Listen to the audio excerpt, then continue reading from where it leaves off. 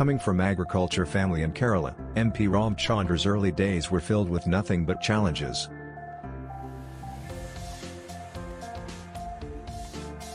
Despite challenges, he came to the city of dream, Mumbai, and worked here for 10 years till the company got shut down. His fascination of wearing white shirt and trouser every day, coupled with dissatisfaction of fabric whitener's results, gave birth to one of the biggest Indian success stories, Jody Laboratories. Despite hiring few salesgirls, their flagship product Ujjala faced challenges. This made Ramchandran despondent. With an order of 1,000 bottles, hope grew. Thereafter demand for Ujjala grew steadily and with strength. Due to excellent marketing campaign, in the late 90s and early 2000s through the Ayaniya Ujjala ad, it became a household name. Today over 1 million bottles are sold daily through 3 million outlets. It's our honor to present to you the journey of strong indigenous FMCG brand Jyothy Laboratories, which started from Rs 5,000. At its peak, the market cap was 7,000 crores. They also acquired the Indian arm of Hankel and turned IT into a growth story. The talk was presented by Mr. Ullas Kamath, the Joint Managing Director of Jyothy Laboratories.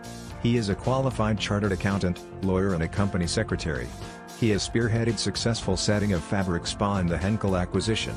Under his leadership, company has diversified and now is multi-product FMCG company. We bring to you the excerpts of his talks on the growth story of Jody Labs. Despite being successful, why did they raise private equity? The famous acquisition story of Hankel India. And, lastly, some words of advice.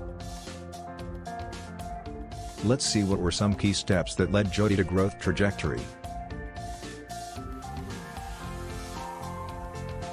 Mr. Ramchandra's clarity in building not only company, but also nation, speaks about his passion. Long-term goals were broken into short-term goals. And, were achieved by taking one step at a time. Didn't borrow, instead invested profits earned from business.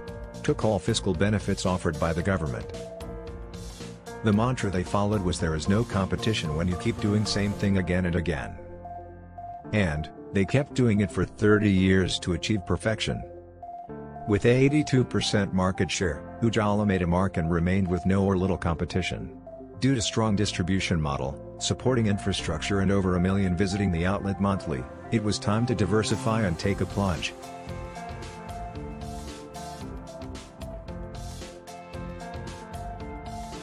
The 1991 economy brought huge opportunities. The fiscal policies helped set up factories in rural areas and create employment for women. Payback period for the capex is between 2 to 3 years, and hence setting up factory every year was easy. They took a rare turn by launching Maxo, a household insecticide instead of sticking to detergent. Products manufacturing was in-house and hence perfected over the period of time. Ujjala took 17 years to become a 100 crore brand, while Maxo took 4 and Axo took about 8 years. Hence, it is important to become 100 crore brand because in FMCG once you are a 100 crore brand it creates an economic moat. So despite being a very successful company, what triggered Jody Labs to raise private equity? Let's hear it from the man himself. Private equities, you should know why do they come and invest in your company. It's going to make money. And how much money they'll be happy. Any money, they'll not be happy at all. If 2x, 3x, 4x, 5x, any x, they'll not be happy at all. So that is how the private equity behaves. But fact of the matter is, if they want to take 3x, they can't take a loan. They have to give the remaining 90%, that's you, right? So to that extent, it is better to have a headmaster with you all the time, asking hundreds of questions so that you become perfect. And today, I can say that Rahul Basin and Super Subramaniam of ING Bearings and JM Trivedi of CDC and CLSA people, they helped us to bring in absolutely great governance with independent directors when you are just under a boutique business. So that's what it finally, like when we went in public, when they got 38% IRR in US dollar terms, you can be only happy about it. right? So that's how the culture in the company, the value system in the company is that whoever associates with us, they should make money. And especially the shareholder who put trust in you, the more they make, more happy we become. And that's the way how we dealt with them. So we raised the money from ICICI London, we raised the money from ICICI Toronto. And finally, when we went in public in 2007, 32% of the company was owned by private equity. And we did have sufficient money in the banks, about 115 crore we had when we went in public. So this is the money. There was no primary issuance. It's only the secondary offering, which went in almost for 64 times oversubscription happened. And we just went in for the secondary and gave them an exit. And thereafter, we are with the now 90,000 shareholders. He mentioned that money is very important.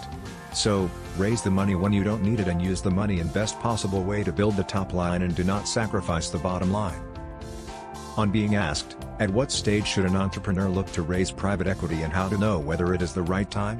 He mentioned, an entrepreneur should raise only when he has clear purpose, application and an answer to the question that what will he do when he gets that extra cash? Moving to the interesting and famous story of Hankel India acquisition. It all started with an opportunity, when Hankel decided to sell its India operations. It had 395 crores of top line, minus 4.4% EBITDA, 600 crores of carry-forward losses, and 400 crores of debt. They never declared dividend, since they never made profit in 27 years. Despite disappointing numbers, the only reason to acquire the Indian arm of Hankel was sheer courage and no compromise on quality of products. Everyone thought this was a bad decision. As soon as Jody announced the acquisition, the stock tanked 20%. So, what were the steps Jody took to turn around the business? Started with total consideration of 785 crores for Hankel India's business. Mr. Kamath traveled 14,500 kilometers in a month, district by district, meeting every single distributor seeking their support. Increased marketing activities for Jody and Hankel's merger. Shifted all the Hankel's production to Jody's production facility. With strong focus, hard work from the leadership team to distributors and execution mindset, the Hankel India EBITDA moved from minus 4.4% to whooping 14.5% EBITDA within a year. To conclude, here are some words of advice from Mr. Kamath on acquisitions, pandemic and many more. During acquisition, know what worst can happen and be prepared for it. It's being optimistic but being ready for adversity. Know that if you don't grab the opportunity, your competitor will. And, this will hurt you even more. During pandemic, the production can be reduced, however there shouldn't be compromise on the quality of the product. Employees are the heart of the company, take utmost care for them, they will take care of customers. Technology is the way forward for all companies. Adapting to it is the only choice. Thank you for watching the video and we genuinely appreciate Mr. Kamath for the wonderful insights. We will continue to bring versatile topics from distinguished speakers in future. To connect with us, request you to please drop an email to privatewealth@motilaloswal.com. Thank you and stay safe.